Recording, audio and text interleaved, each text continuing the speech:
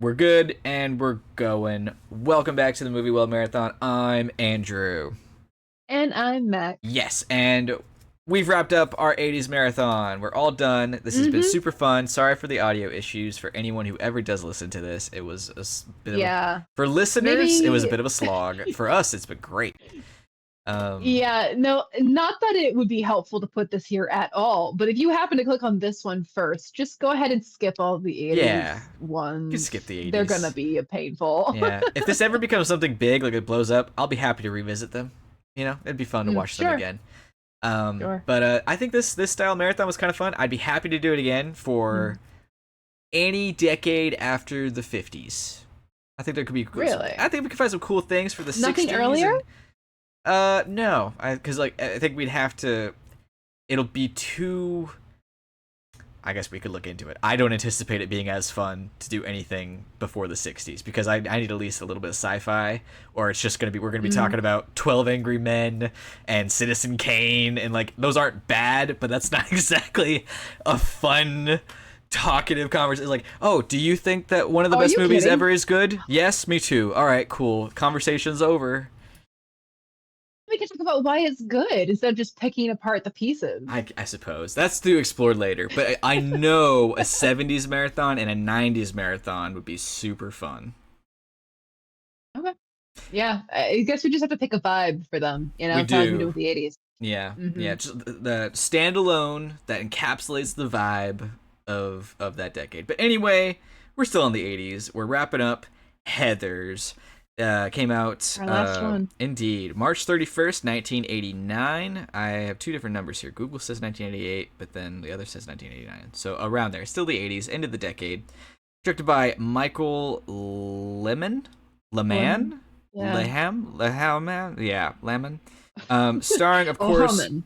yeah, starring, of course, Winona Ryder, big 80s icon that only Mm-hmm. popped up in one of our movies here. We've seen her Good before point. and others, but yeah, only one here. Christian Slater, Kim Walker, uh, Lizanne Falk as the third Heather. And then, yeah, a bunch of other guys, but those are the main ones. Apparently, Phil Lewis is in here as somewhere as Dennis. For anyone who doesn't recognize the name Phil Lewis, that's Mr. Mosby from Zack Did and you not Cody. recognize him? No, I didn't Because clock it. I just I finished the movie. I did not clock it. no, I sat up and went, Mr. Mr. Mosby. Mosby. Oh, I did not. Mr. Mosby? No, What are you doing I here? did not clock it. I did not clock it. He was Um, the newspaper reporter headline guy. He was laying out the spread. Yeah. I remember the scene, but I didn't clock it. Yeah. But yeah, Heather's. Heather's. Others.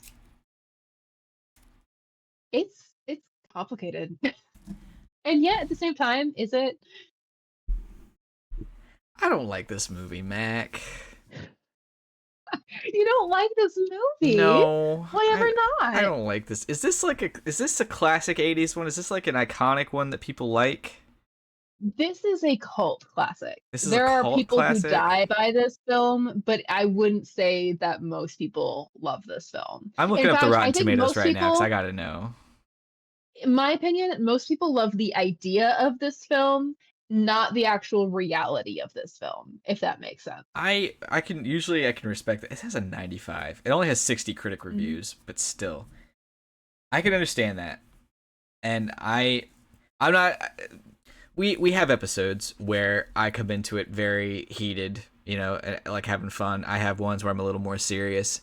I'm a little more serious than this one. Like I'm not being overly playful, and I'm also not trying to be dramatic. I just don't think I Mm. was in like a good headspace for this. I'm not like I'm not low or anything like right now, like nothing like that.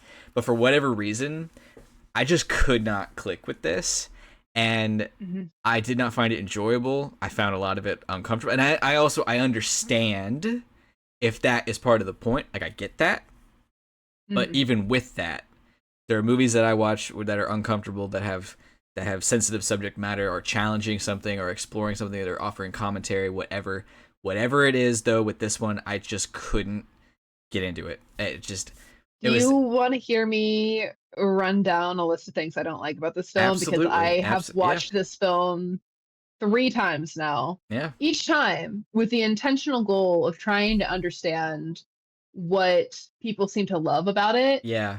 And only this time did I get kind of an understanding of why people might really click with this film.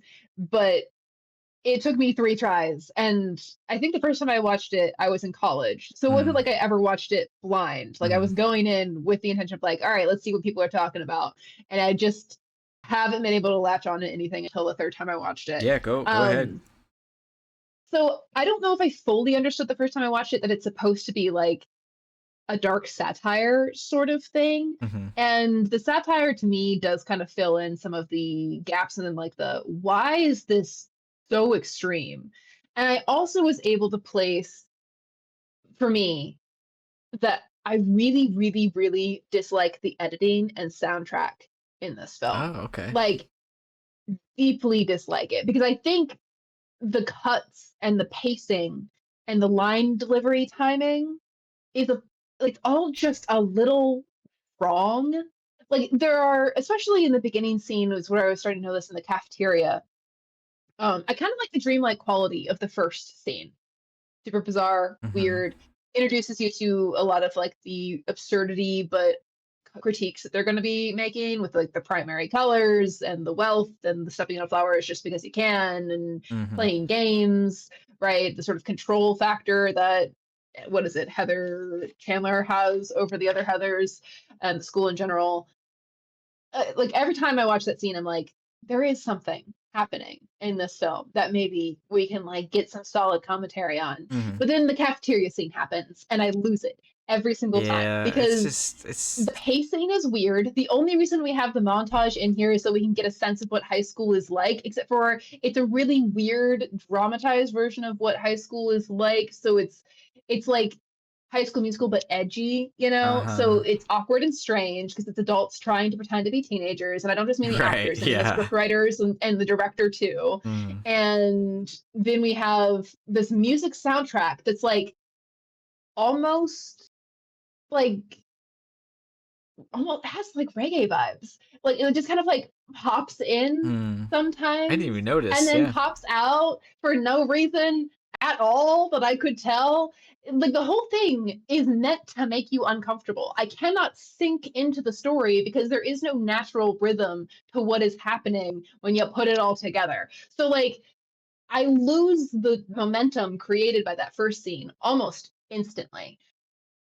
I did notice a few things about costumes that I Mm. actually kind of appreciated this Sure, time. yeah. Like, I think the costumes are very costumey, Yeah. but I liked that they were using them as a part of the storytelling. Like, Veronica is in a blazer in the same way that Heather Chandler is Mhm. in a blazer, but Heather Chandler's accessory and blazer is way more prep than Veronica's blazer is. I mean, her Mhm. blazer is even patchwork.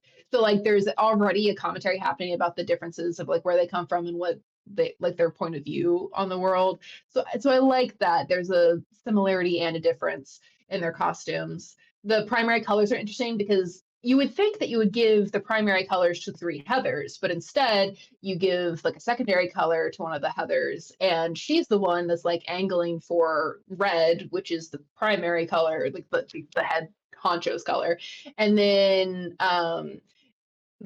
Veronica has the calm color blue, which stabilizes the group and also contrasts, maybe not the strongest because there's yellow, but contrasts really well with the red for Heather Chandler, who is like representative of everything that's wrong. Mhm. So there's some cool stuff going on with the costuming. Um, but like even JD's behavior is so syncopated. Like for in one moment he's flirting, and which like it's bad high school flirting, but whatever. And then he's insulting jocks with intel like so like he's rubbing his intelligence in their face and they're not able to keep up with him. And then all of a sudden he's pulling a gun. Mhm. Like what is happening? Mhm. Um so it's just disjointed. The whole thing is extremely disjointed.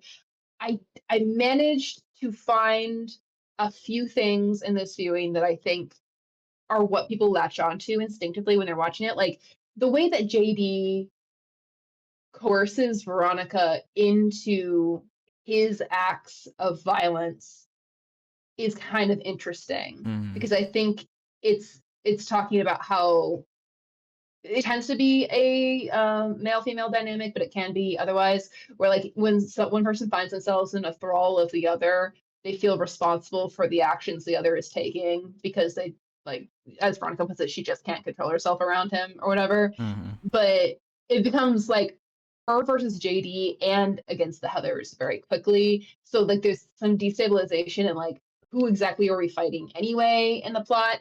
And like the end is very melodramatic and I'm not Mm-hmm. really sure it makes sense, but like, hey, there's an explosion and there's a Yeah. cigarette. So Yeah. teenage high school and Yeah. it's I don't know. ugh, The only part I ugh. like is the very, very end. Mhm. Yeah, just the bulk of it, I just. Sorry, 1 second. The dog is going off. Ugh, silly little thing. That's another thing. This movie very much wants to be taken seriously at the same time that it undermines any attempt to take it Yeah, seriously. it is weirdly Ugh. sometimes. I don't know. That's the thing. Like, it gets really heavy, but it also has a certain level of lunacy, which is Mhm. interesting, and it makes me wonder. It kind of would have been interesting if it leaned into one specifically, like if it went Mhm. where they're both just psychos and they go Mhm. after killing people like it's a drug, and the commentary is is like it comes back to get you in the end no matter what it is, and eventually it gets them. Or if it's lunacy and they kill the one by accident and then they keep trying to fix things because of the domino effect and they keep accidentally killing people, and it's like a silent film, like ridiculousness, a lampoonish thing, but it's not. They're Yeah, it's like they're trying to say something about like a society, little, and but there are it's stand-in like archetypal characters that try to represent certain impulses, and Veronica's in the middle of all of it. yeah. I end up finding it just uncomfortable, and maybe it's just because I'm a big Hmm. old wuss or something. And I am vaguely intrigued because I've watched lots of movies that are definitely uncomfortable. Something about this though, like the high school dynamic, the hatefulness, the I don't think I've watched a movie like this in a minute. And so like Mm. just watching how they treat Martha got to me more so for some reason. Like I just didn't, and then I this is the second time I've seen this. I didn't know that she survived her attempt. So when she Mm. did that, I was like, I Mm. don't even like when she was walking into the street. I was like, I don't know what to do with this movie. Like this is just awful. Like, this is Hmm. terrible. Like I just and it, sure she survives, and but still, it's just so I don't know. It's just everything is so mean. And then JD, either credit to writing or credit to the actor, he's so uncomfortable because he's Hmm. so psychotic, and you can just feel it. He's such a Hmm. bitch, and it's Yeah. eerie and weird, and I don't like it. And I don't know. I really don't know. I don't know what else really to say because the whole movie is just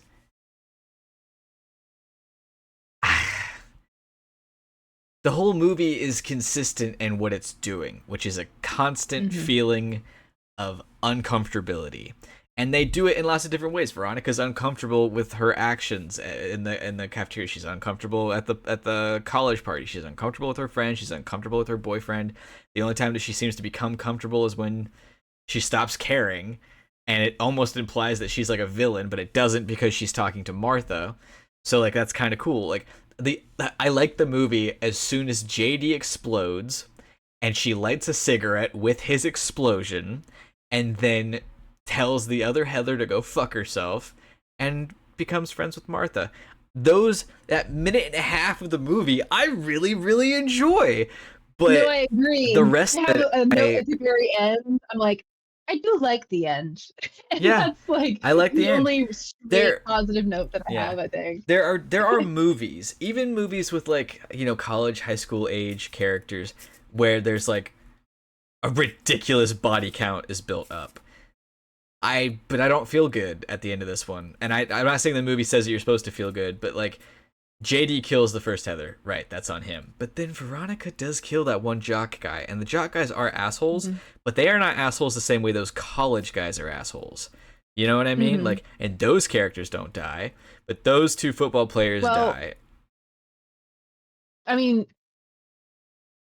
suspension of disbelief is broken entirely, in my opinion, here. But JD does tell her that the bullets in those guns knock people out I instead know, of I actually know. I killing I don't them. like. Mm-hmm. I don't blame her necessarily, but it's like there is this weird feeling of unfulfillment, if that makes sense. Like I think there's this consequence of everything that's gone on that then goes and affects Martha, and Veronica seems to be trying to correct that. Beautiful, love that. It's the only part that I like. There's no way to fix what happened to the jocks, and there's not even an attempt to. You know, like Mm-hmm. they introduce these goofy characters that they then make worse because they seem to be somewhat sexual assaulty, but also kind of not. Like they or verbalize it horribly. They beat up the nerd who does insult them um at the funeral. But like the part like after they tip the cow, the one that's going to like after Veronica, she tells him to fuck off and he fucks off. The other Heather is with the one, but like that seemed, as far as I could tell, consensual. So them being killed off doesn't feel, not that any of it should feel good, but like I don't feel sad when the first Heather dies. You know, they make it so clear how Sure. awful she is that there's almost like a oh, do what do we do with this? Is this bad? Are we sad about this? But like with the football guys, part of it is because we're finally illustrating just how off the rails JD is. But the reaction to them for the rest of it is so ludicrous because they wrote the note saying that they were gay lovers, and the movie just makes fun of that. I love my gay son, even though that you're a And pansy. Like they fun. just make fun Mhm. of it. They're making light of it, and so I don't know how to feel about that. And then in the midst of all that, there's the Martha part, and the teacher is being stupid. And yeah, there's commentary on how maybe high school or this time in people's lives, like maybe suicide isn't taken seriously enough. I don't know. If there's commentary, it is lost in the soup. It is muddled. That's It what is it feels like. messy. Like yeah, like I can see And that you're trying to say something, but I do not mhm. think you're succeeding, and I am left with a weird unease in my stomach, and I don't have a desire to watch this again. I do not understand how it's a cult classic. Yeah, and that's how I felt the first two times I watched it. I was like, there is absolutely no way that there's any sort of like, I guess, vegetable in this, right? Like it's satire. It's supposed to be saying something. It's supposed to be critiquing something. It's supposed to be like pointing out an absurdity so that we can change it or at the very least be aware of it as a problem. And yet there's so much mess happening in this. I really don't know what exactly we're trying to critique other than maybe just like the teenage experience, which feels like a low blow. Um, and I also like, don't think it I does that think very successfully if it is trying to like no, there's very little and it's not that. yeah. Like when I think this movie's message only works when you intentionally break it apart into pieces and kind of spin those pieces separately around what is going on in Veronica's life. Like Veronica is our main character, obviously. So everything has to kind of spin around her. But we are introduced to the Heathers first. And I think that maybe confuses things a little bit for like who we're supposed to be paying attention to and what the focus of the film is. Because if you think Heathers are the only and like the Heathers are the only antagonists in the film, you would be wrong. And it's Mm-hmm. not just that JD gets twisted later.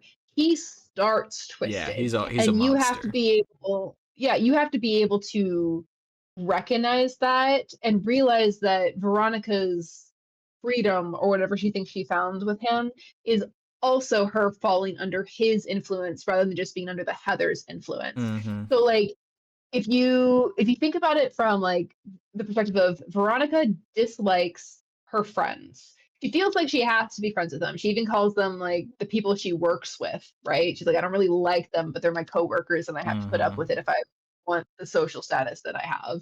Um, so she puts up with the Heathers, but she doesn't like them. She's able to express this openly to JD, and he responds in kind, like, hey, let's do something about it. And she is kind of tricked, kind of coerced into being a part of Heather's murder. Because, like, she doesn't even hand her the cup in the movie, right? So it's like, I would argue that a court would find her probably innocent of all charges. But she's present and she's a part Mm-hmm. of it. She's trying to prank Heather into being as embarrassed as she was. And JD takes that and pushes it too far.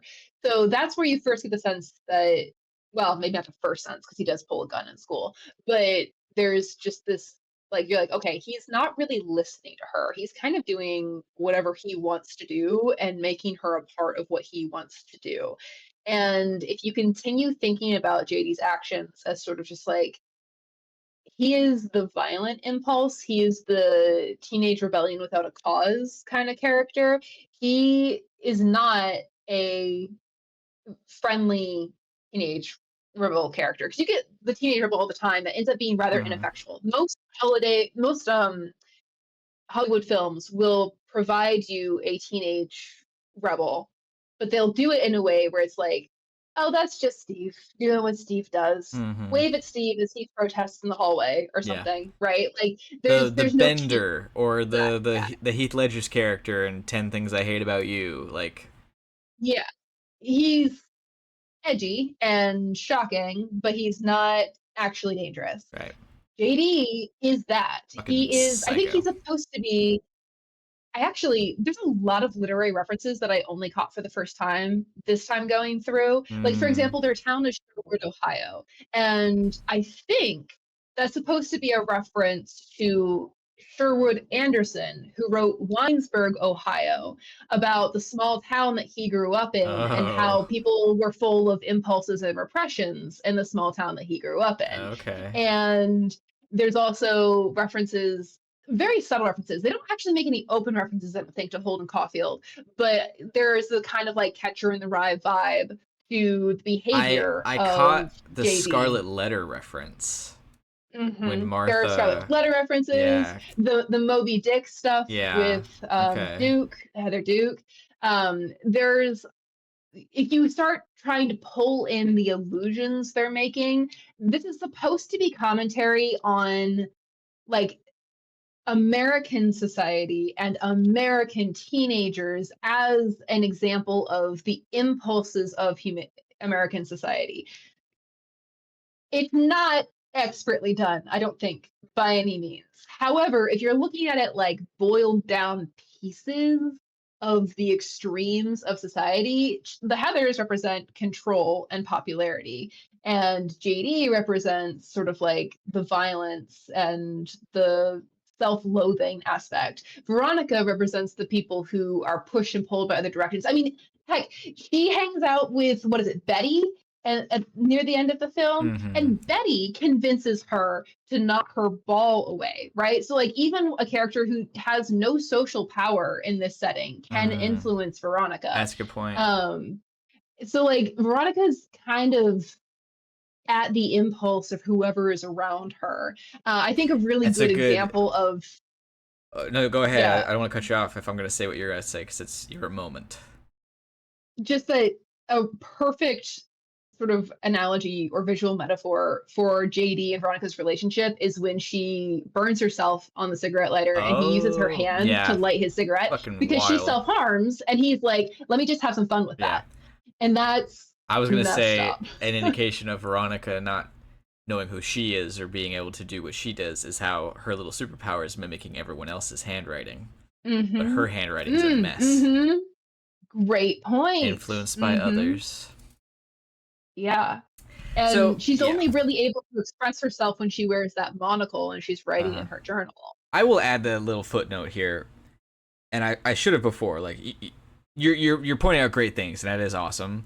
I was aware there's a certain level of artistry to the film for sure. I don't think it's a bad movie. I still don't like it, but the literary things I did not consider as much. That is cool. That's fun, and maybe in a year or two it'd be interesting to watch it again. But it Yeah. doesn't do enough for me to. It does. It has a very sort of casual approach to suicide, and I feel like that.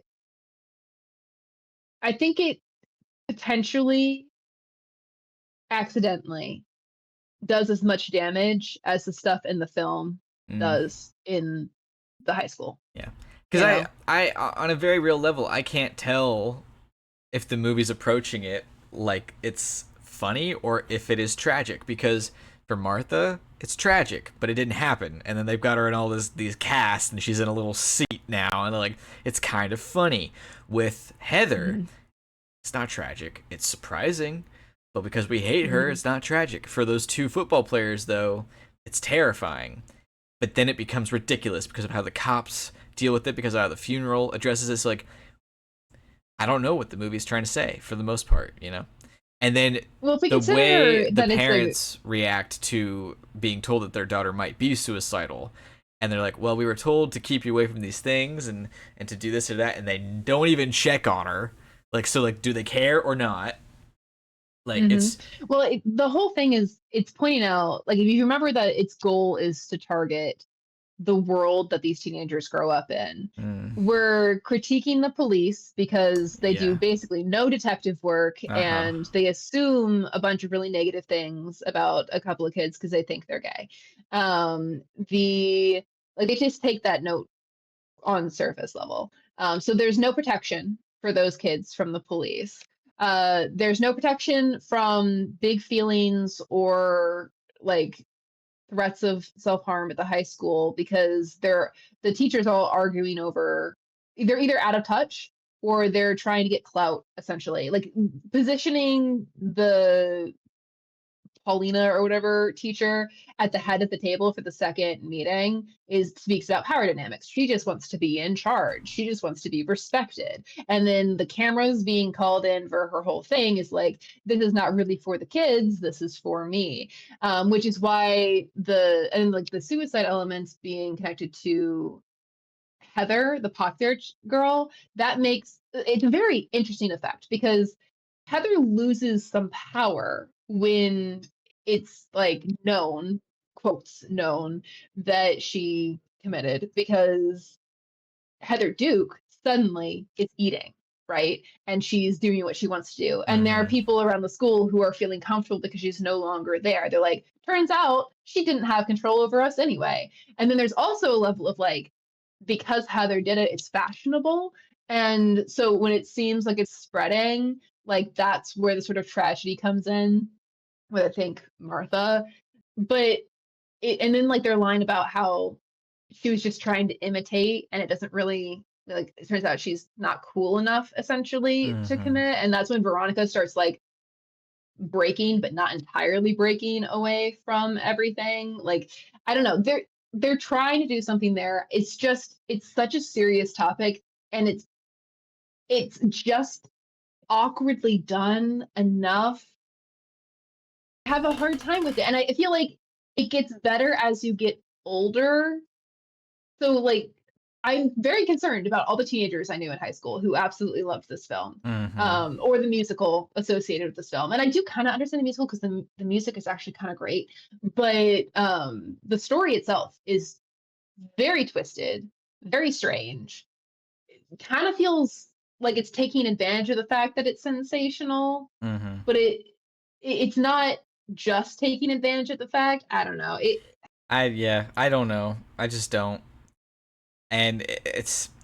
I think for me, it's because it's almost too grounded in so many ways.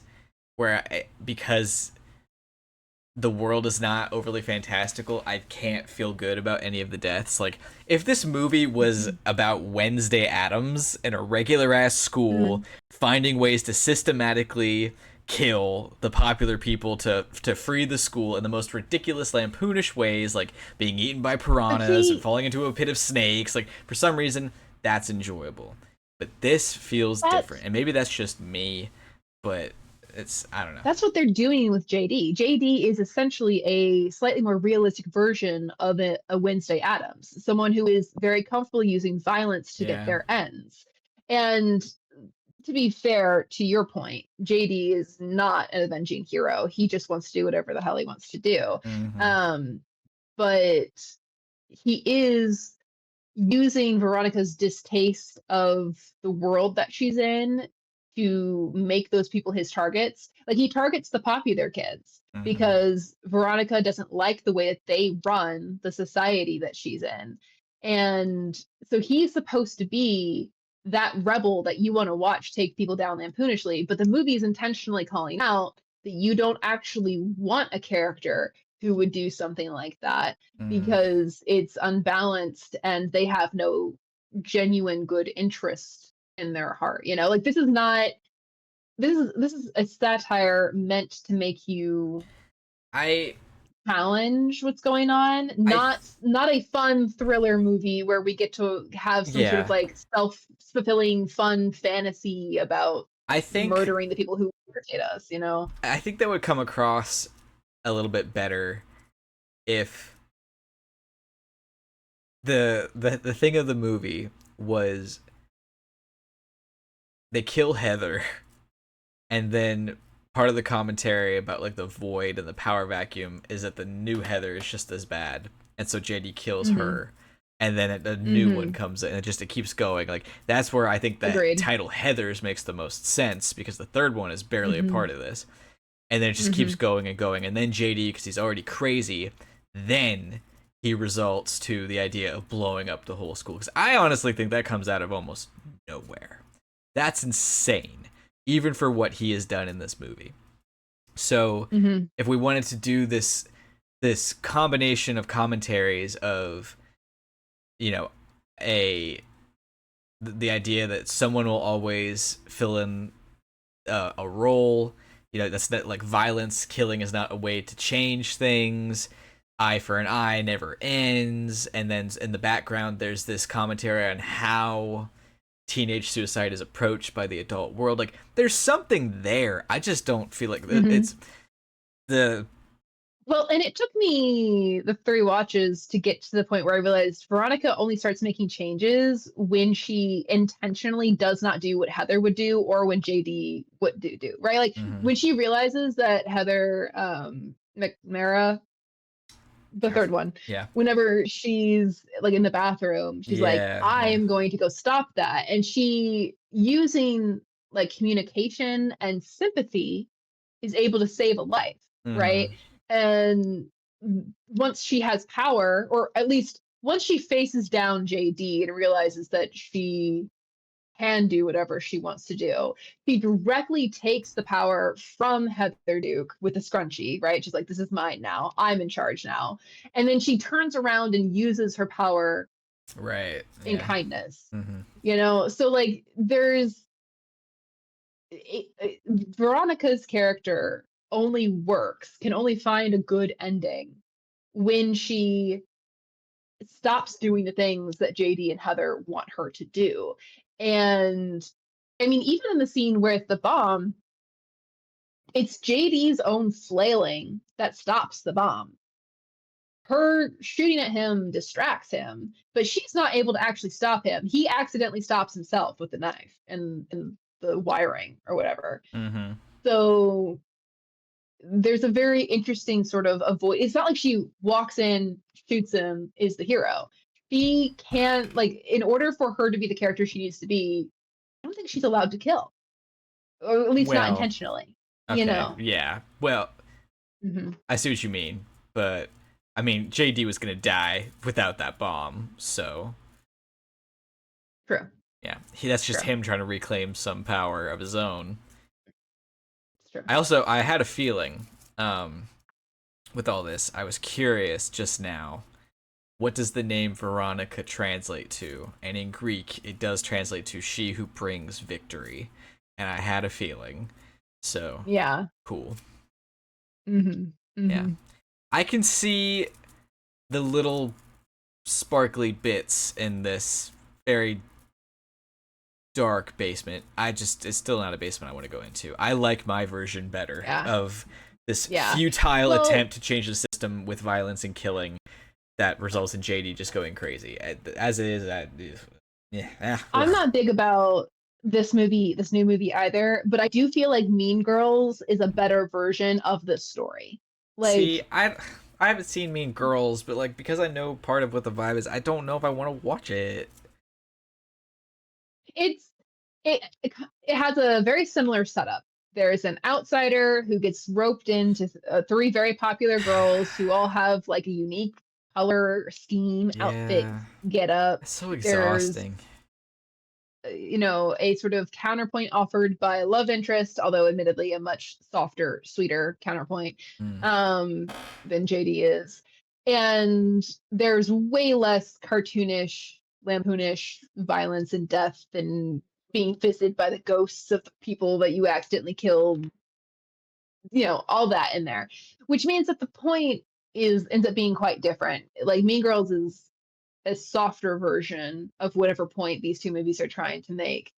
But I do feel like it's a more cohesive story, or at the very least, the editing of the film is better. Mean Girls is a cinematic, I don't want to say masterpiece, but it's Wow. very cinematic as a movie. Like, I don't Okay. really like Mean Girls, but I can acknowledge like the setup for the jokes are solid. Mm. The visuals are really well done. The music and the vibes, like, there are iconic scenes from that film because of the way that it is shot and the way that it like they edit it together. Like it's a good film. I feel like Heather's is weakest in all the places where a film needs to be strong in order to make a good story. Okay. Like they have some acting that's pretty good, but the music is weird, the editing is weird, the script is forced. There's just a Mm-hmm. lot of kind of the work that needs to be done before the filming and during the filming isn't happening. And Mm-hmm. the editing is really wacky.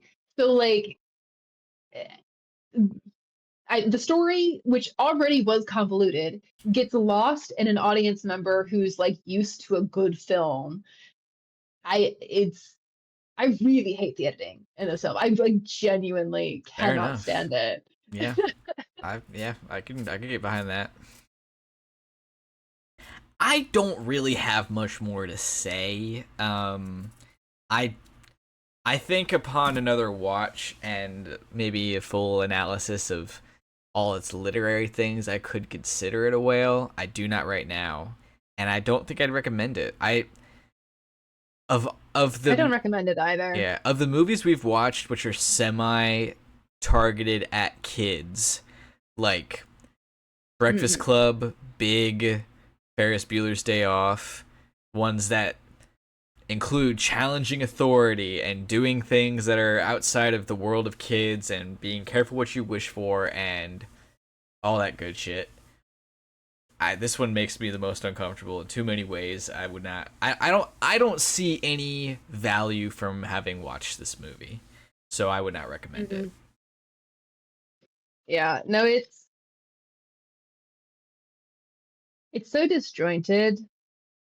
I really have to dig to find what it's trying to do, and I don't think that it's a movie where you're supposed to have to dig.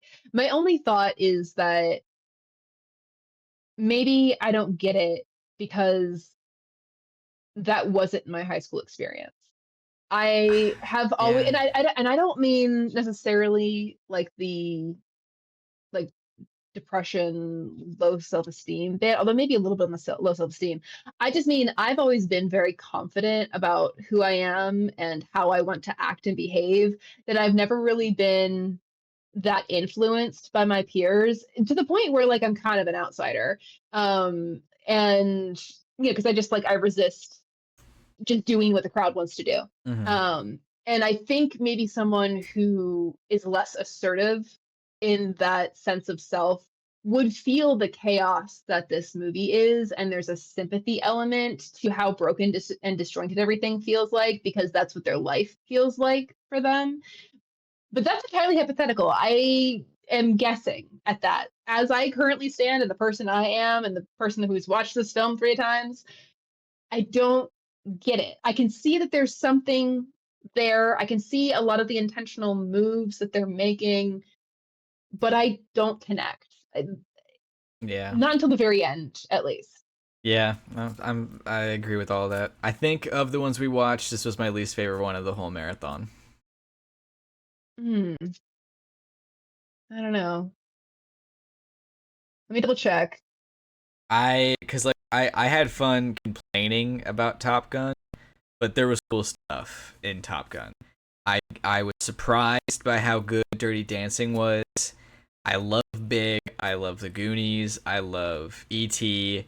Breakfast Club is heavy, but I think it's really good, and I think it explores what it's like being a teenager better than this because of the feeling of being misunderstood and not feeling seen, and how different that can be across so many different life experiences. There's like this no universal experience slash because of that it's also a universal experience thing that Breakfast Club is doing.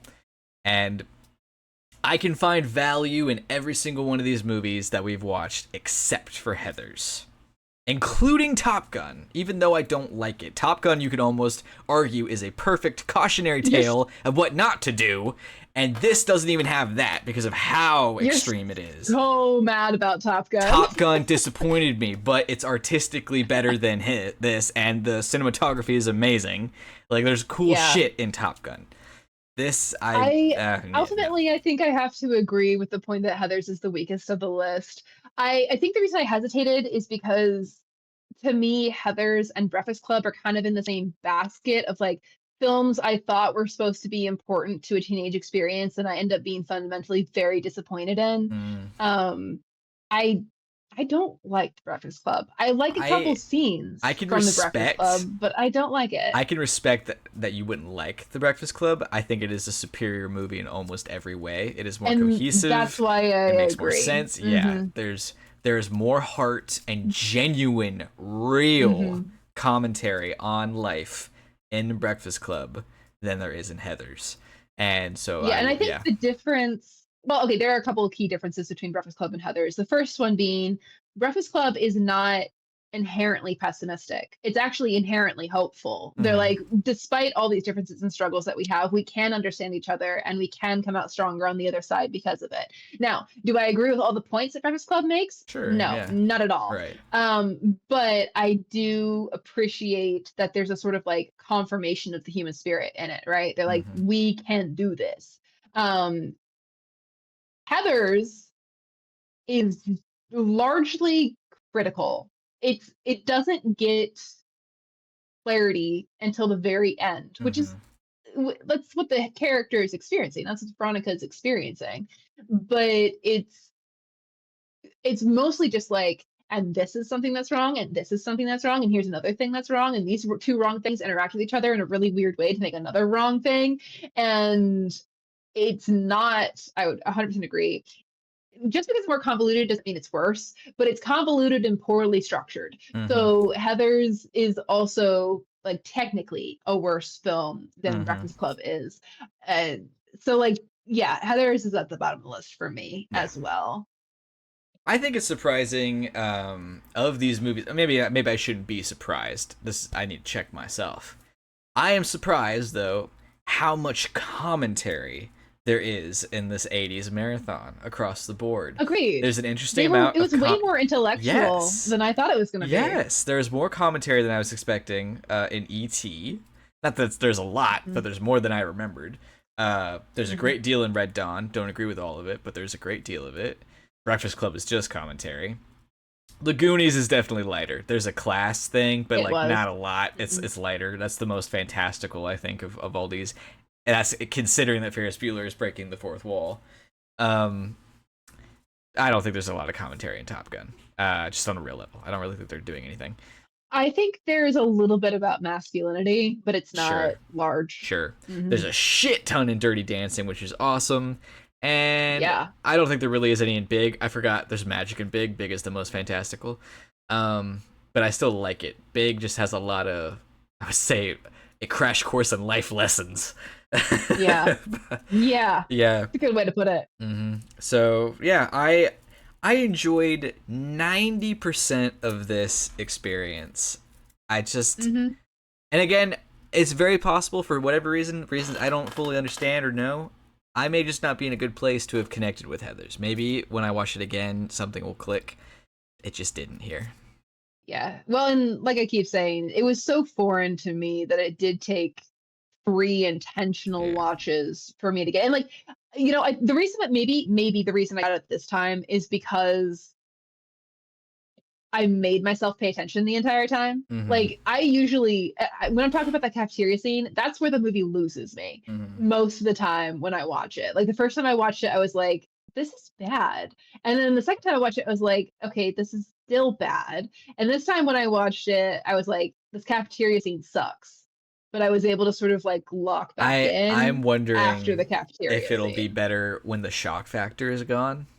Because I've seen Mm-hmm. this. This is the second time, so I've seen it before, but I didn't remember how many people died and how and who did and didn't die. So like maybe I'll be able to connect with it a little bit more after that. Well, and I think that alone is honestly a bit of a critique of the film because satire is supposed to be shocking, but it's supposed to be shocking in a way that directly points you to the problem, and it doesn't do a good job of that. Mm-hmm. It's too muddled, I think. And again, like I want to be really careful about not asking for everyone to very obviously write their morals into the center of their stories and to make it like to spell out like this is what I'm trying to say because sometimes stories aren't like that. Sometimes stories are just expressions of questions. Mm-hmm. But in this one, it feels like they are trying to say something, but it's so complicated and they didn't bother to like clean it up or give you direction in trying to navigate it. They just gave you the mess and said, here, solve the problem. Mm-hmm. So it's not good. No, this is not a whale for me. Yeah, not a will from me either. Cool. Well, this was fun. Yeah, I am very excited for our next marathon, though. Yeah. It's our new Mhm. semi-tradition, one superhero marathon a year thing. We've kind of done by accident starting last year, I guess. I mean, okay, starting last year means it's hardly a tradition, Sure, but it's just practically it's speaking, our summer there's of no way we do a year superheroes. without superheroes, No, you no way, know? no way. Yeah. Yeah, but yeah, No, it'll be good. that'll be good. That'll be very good. It's gonna be a lot of Spider-Man, and it's not Us. even all the Spider-Man. Yeah. Well, I mean, the only ones we're not doing are Civil War and the Avengers movies, so Well, in the animated ones. that's true. But that's a different marathon. But it like technically Spider-Man is in those films. True. Different vibe. Yeah, this will be fun. I am very excited to talk about those. Yeah, I mean, and then we'll end with Brand New Day, so that'll be Hmm. super super cool. Um, what I don't love is the implication that the next superhero marathon we do kind of has to be Batman, unless we can make an argument Mm. for a different one. If we do the The two most Arrows show is popular. coming out, but you Oh, can't really do anything with Arrow or not. Sorry, I meant Green Lanterns. well, yeah. I mean, well, you've Well, talked about maybe there's doing a one film. show. You've talked about doing a I show. do love the show. I haven't watched it in a couple of years. No, no, no. I said you've talked about us doing a show. Oh, So if we oh, wanted to watch like the Lanterns Lanterns, show. maybe, Okay, maybe, maybe we maybe, consider maybe. that. We'll see. We'll see. Hmm. I mean, with the MCU, we've got lots and lots of options. But True. how long would a Batman marathon be if we include the Adam West one and then four from the 80s and 90s, five, three Christian Bale, then we've got the one. Okay, so about the same as the The others. Spider-Man. Yeah, pretty much the same. Do we do Batman versus Superman? We didn't for Superman, so we shouldn't do it for Batman. Let's just never watch that movie ever Oh, again. we'll have to eventually. We have to do a DCEU marathon. Yeah. Have Yeah, to? because I it'll be. don't know. Oh my Go. god. Can you imagine how much fun that marathon would be because of how much shit talking there is to be had? Oh my god.